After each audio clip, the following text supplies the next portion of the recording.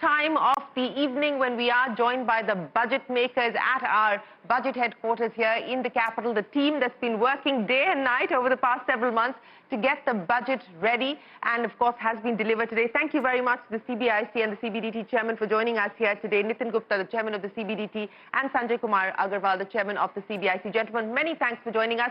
Relieved the interim budget is out of the way, but you've got another couple of months and the full budget coming up. Yes. Sir, all set for that? Yes, definitely. I want to start by asking you about where the government believes it has been conservative as far as tax collections are concerned, or at least that is the perception that the market has that the government has been conservative. I know that the finance minister was asked this question and she said, we've been realistic. But if you can explain to us the calculations on page 6, which the benefit of our viewers don't have at this point in time, to explain why you have decided to factor in 10.5% as far as tax collections are concerned. I'll talk about the direct taxes, and if you see the numbers, our revised estimate is 19.45 lakh crores, and this growth is around 17% over what we have achieved last year. Our BE, the budget estimate which was laid down in the last year's budget, was 18.23 lakh crore. So we are moving ahead with 1.22 lakh crore more, despite paying more refunds. Which are around 11% more refunds we have already paid this current financial year. So our growth over the last, what we have achieved last year of 16.63 lakh crore has been 17%. So I believe this is quite a fabulous numbers, and with this number we would be having highest tax to GDP ratio, direct tax to GDP ratio in the entire century of this, from 2000-2001 onwards till date. And for the next year, we are growing at the rate of 13%. The budget estimate is 21.98 lakh crores, which is 13% higher than 19.45 crores. So lakh crores. So there is sizable increase so far as direct taxes is concerned, and I think we would be in a position to achieve these. You said that we are achieving the highest that we've ever seen as far as tax to GDP ratio is concerned. What is the aspiration from here on, given the fact that you've been able to deliver on this promise and this number? What is the potential? Where do you see this number? See, we are working consistently, and despite the reduction in tax rates, a new regime which has been set into, so the trajectory is quite good, and we hope that we would be moving ahead in the same direction and bringing better results for the government. One question, though, was that the 15% concessional tax rate, the sunset clause, comes into effect at March 2024. The expectation or the ask of industry was that extended by another 2 years, but the government has chosen not to go down that road. You've done it only in very specific cases. Why is that? Why did you feel the need not to extend it? This is interim budget, that's it. So we should have hope that in the full budget perhaps there could be... Can't say anything as of now. But is that the thinking? There could be change in tenor, there could be change in anything. So it's again a discussion stage. So as of now we are where we are. That's the point. Well, that's a very important point that's coming in there from the CBDT chief, that this is an interim budget and perhaps the window has been left open to make some changes. We don't know. We're speculating on the back of the comment that you've made. But let me get Mr. Agarwal into the conversation, the chairman of the CBIC. Sir, GST numbers ahead of the budget, in fact, just 24 hours ahead of the budget, coming in very strong, and you've revised those upwards now to 1.74 lakh crore rupees. What's the assessment now in terms of what you can do as far as GST is concerned, given this run rate? For GST, the budget estimate is 9.57 crores in the indirect tax revenue of the central government. And on GST side, we are seeing a very healthy growth in revenue, and in fact, for the third time, the revenue has crossed the mark of 1.7 lakh crores. And in the month of April, it was record high at 1.87 lakh crores. And in the month of January, the revenue collection on GST front was 1.74 lakh crores. That is the second highest. And the growth in GST revenue is healthy, and it is above the nominal GDP growth. And we are expecting that this growth will continue. And the indications are that, looking to the collection in the month of January, we will do very well. in the financial year and will achieve the target. So 1.7, you've achieved that number, or crossed that number 3 times already. Should we expect that to become the sort of ballpark as far as collections are concerned going forward? Yeah. In the current financial year, in the first 3 quarters, the average monthly revenue collection is 1.66 lakh crores. And that could set the benchmark for the next financial year on GST side. One question that I had, and of course this was a decision that came ahead of the budget, the tariff revision from 15% to 10% as far as the electronic components are concerned for the mobile phone manufacturers specifically. That of course has been taken very well, very positively, welcomed by industry. But the expectation was that we could perhaps see tariff revisions for other sectors as well. Is that a proposal under consideration? Regarding the mobile parts, I can mention to you that there were certain disputes on the rates, and there was a need felt that on the mobile parts we must rationalize the rates, and therefore on certain parts which are mechanics or die cast parts, on which rates have now been lowered from 15% to 10% to rationalize it and to take care of the disputes which have arisen in past. But more sectors and more revisions likely under consideration could be taken forward ahead of the budget even? Yeah, it's an ongoing exercise, and maybe when the full budget will be presented, that time many more such steps will be taken. The suspense continues ahead of the full budget. A quick question on excise and why we've actually seen the drop as far as excise collections are concerned. On excise, on union excise duties, I would like to mention that it is levied only on very few items. Mostly it is collected from petrol, diesel or aviation fuel. So on that the rate is drastically reduced in May 2022, and the reduction was 8 rupees per litre on petrol and 6 rupees per litre on diesel. That has impacted the revenue collection on union excise duty. Apart from that, another levy has been levied, that is known as special additional excise duty, more popularly known as windfall tax, and that is linked to the international crude prices. So depending upon that, the windfall tax rate is fixed, and this year the windfall tax has gone down by 56%, depending upon the international crude oil prices, and that has impacted the collection on union excise duty. Okay, sir, let me ask you, Mr. Gupta, as far as what the finance minister said, that there were about 10 or 12 items in terms of the Nai Disha Ki Baatein. Now, as far as tax was concerned, the expectation was a long one that the budget would address, or at least directionally signal the government's position and stance as far as the BEPS regime is concerned, for instance, or the capital gain simplification, which has been a long-standing demand. So again, suspense there, wait till the full budget. BEPS is a continuing discussion stage, so even at the international arena, the discussions are on. So nothing can be said as of now. So the benchmark date is March 24. But on capital gains and there are other aspirational issues, I think that will be taken care of in the regular budget when it comes. But have the consultations reached some degree of finality as far as capital gain simplification is concerned? Because this has been a process that's been underway for several budgets now. It's a complex process. You should understand the asset class, the period of holding, the rate of taxation. So it's a complex process, and with very competing demands being made of the government. So let us see at the time, whenever the opportune time comes, we will definitely work on it. So there is no finality or no consensus or no agreement on the treatment of any of these issues at this point in time? As of now, at the interim budget stage, no. Okay. Where do you get comfort from as far as tax collections are concerned today, given the fact that we are now likely to see the economy grow closer to 7%, even in FY25? That's the projected estimate. What's giving you comfort at this point?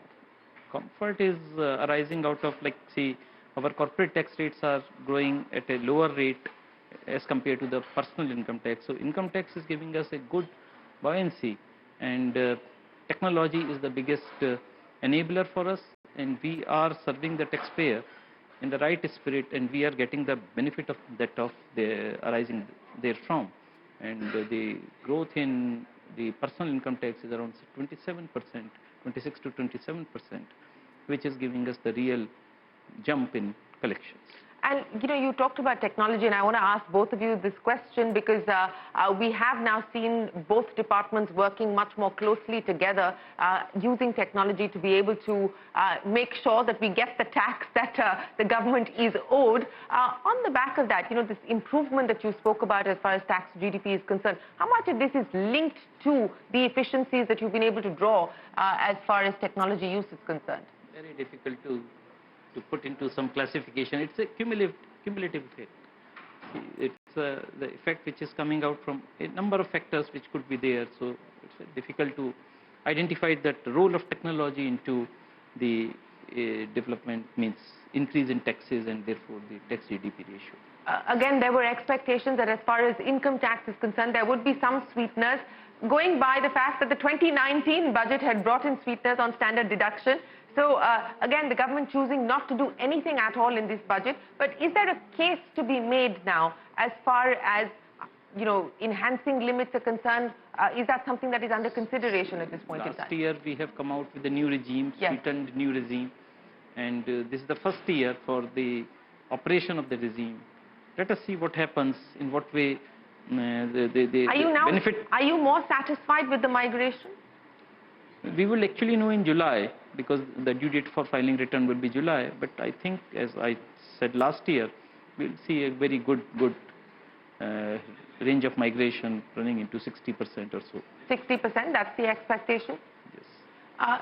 Yeah, Shereen, you mentioned about the use of technology and the department. I can mention that we are using the big data because we are now getting the transactional data and we are receiving the data from other sources. And now, as you mentioned, there is a data exchange between Income Tax Department and GST.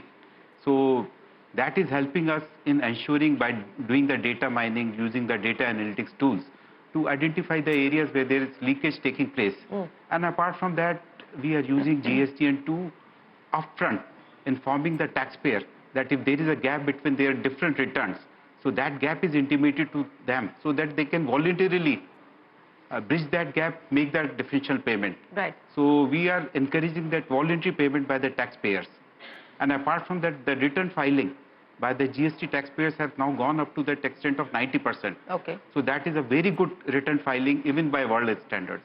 Okay, so good news coming in there as far as GST return filing is concerned. But good news that is expected or hoped for on the GST front is when will we move to a 3-slab GST regime? And I know that this is not a budget-related issue, but I would imagine that perhaps in the next budget, the government could signal its intent to move closer to that or to a 3-slab regime. Has there been any work, any consultation at the level of the officers, etc., with the state officers as well on the move towards that?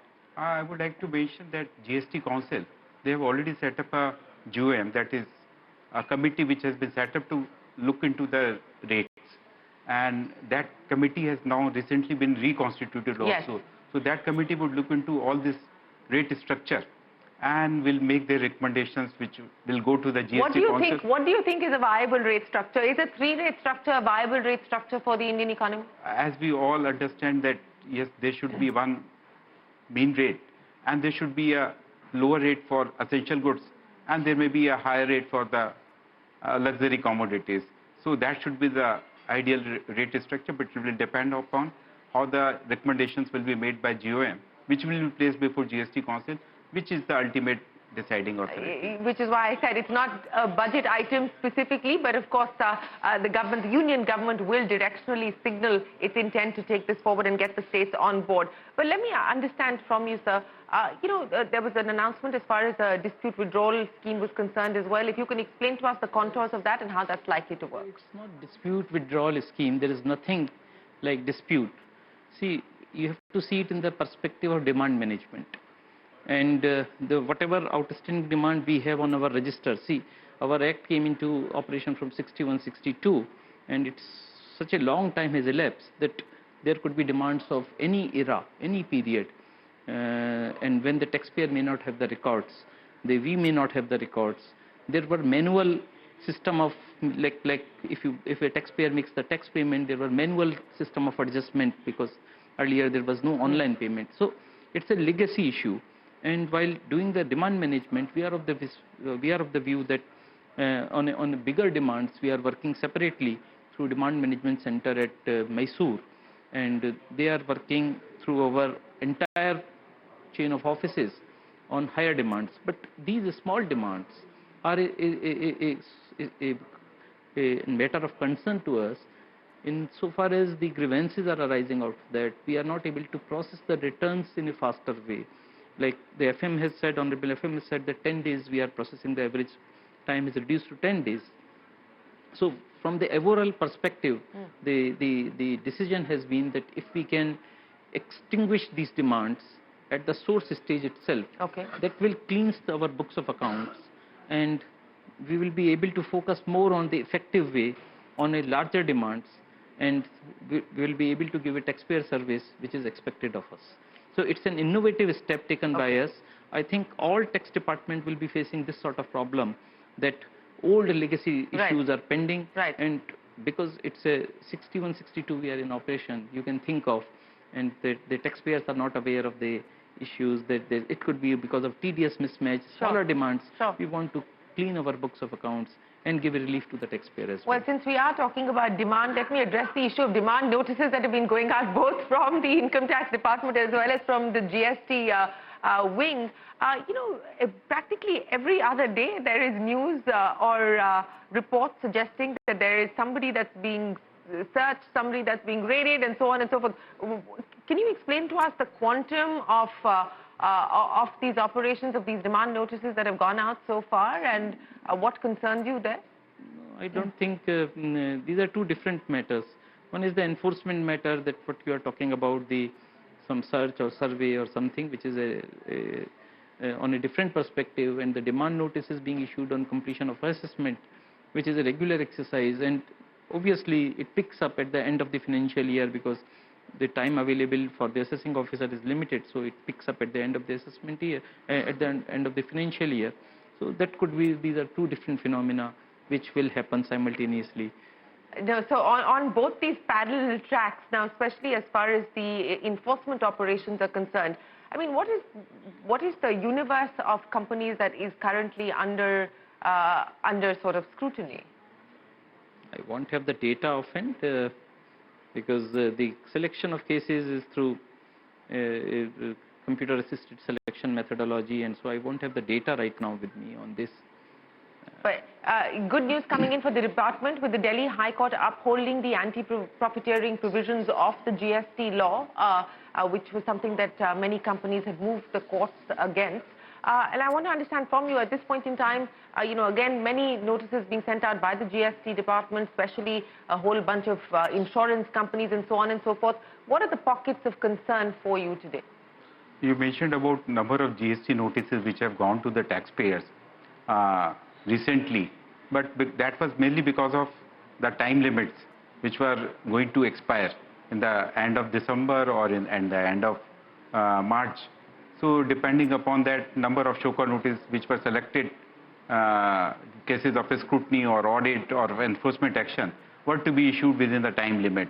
So therefore number of show cause notices have gone to the taxpayers, but I have already issued instructions to the field formations that they should be careful, they should examine the representation made by the taxpayers, and after considering their representation, then only once they are satisfied that a demand notice is to be issued, then only they should issue the demand notices. But any sectors, like for instance, we've seen virtually every insurance company being sent a notice. Are there any sectors in specific where you find that there are vulnerabilities that the department is looking at? You mentioned about the insurance sector.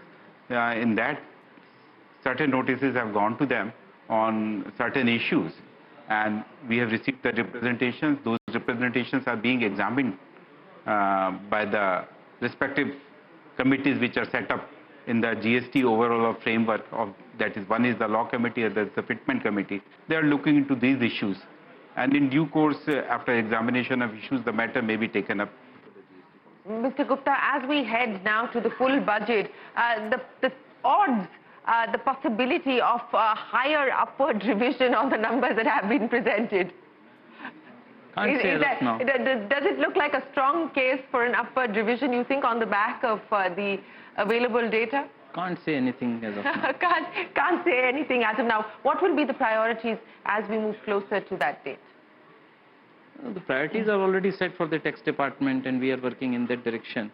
And like the first quarter will be very important for us to give taxpayer services for the entire year's data, AIS statement, which is being used by the taxpayer, the return form availability, the softwares, and that is a regular exercise which we do for the months in June and July. So that will be the priority, simultaneously budget formation. So that's. And the use of AI, I want to understand from both of you what both departments are doing in terms of using artificial intelligence, if at all, at this point in time, or is there a roadmap or a plan to be able to do that? I'll start with you, sir. See, the system side is very complex, and it will not be appropriate to talk about this right now because it's a separate exercise altogether. It's a huge, because everything is on the system now. And our endeavor is to put whatever is not available on the system to put it on the system. So it's a immaculate exercise, a very huge exercise which is being done definitely at our end. So it's a separate. We can discuss it separately at any point in time. Fair enough. We look forward to that because that's going to be important as well. Let me get you to comment on that as well. Yeah. Use of AI is definitely happening in the department on GST side as well as on custom side. We are using AI to refine our target because we are adopting a targeted approach, and now we are refining our targets so that we can increase the facilitation percentage in case of imports, and because of that we have now able to increase the facilitation percentage to that extent of 85%. So that is the use of AI in the department on custom side, and we are not only using AI, we are using many more multiple tools. Like machine learning we are using, and we are using generative AI also for tax analysis. So these are the new tools which we are using for provide better services to the exim community and to increase the facilitation percentage. And that is leading to decrease in average release time. So we are conducting these studies on regular basis, and that has indicated that there is drastic reduction in the average release time on import side as well as on export side. So I'm going to go back to the suspense that we were speaking of. We were given to understand that maybe about 40 items are up for consideration as far as customs duty revisions are concerned. We only saw the components linked to mobile phone manufacturing being changed. So that's up for discussion, up for approval perhaps in the next few months? I would like to mention, Shereen, that in customs, now all the conditional notifications, they have the end date. So before the end date, all those customs notifications are examined, whether there is a need to continue them or they have to be phased out. So that exercise is an ongoing exercise. And you might have seen that recently government has extended the date, which was 31st March 24 to 30th September 2024, so that this exercise can be completed and maybe before the full budget. Maybe before the full budget. Well, gentlemen, a well-deserved rest for the two of you this evening as you presented the interim budget, of course, part of the budget makers team. Thank you very much to both the CBIC Chairman and the CBDT Chairman for joining us here at the CNBC-TV18 Budget Headquarters. We look forward to seeing you in a few months from now as the full budget is unveiled. Thank you very much. Thank you so much for joining us. More budget makers joining us right after this short break. Don't go anywhere. We're back in a moment with more.